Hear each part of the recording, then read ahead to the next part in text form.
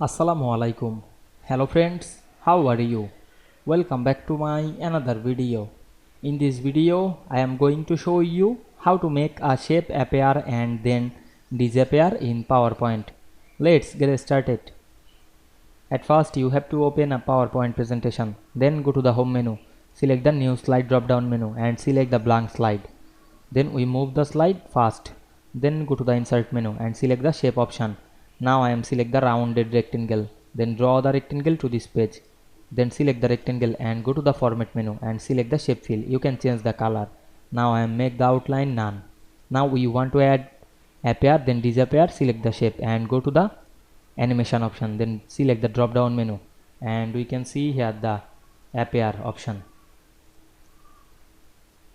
Now we want to make the shape disappear. Select this and we can see here the disappear. You can open the start from beginning option and check the appear and disappear. I hope you enjoyed the video. Please like, comment, share and subscribe my channel. Thanks for watching.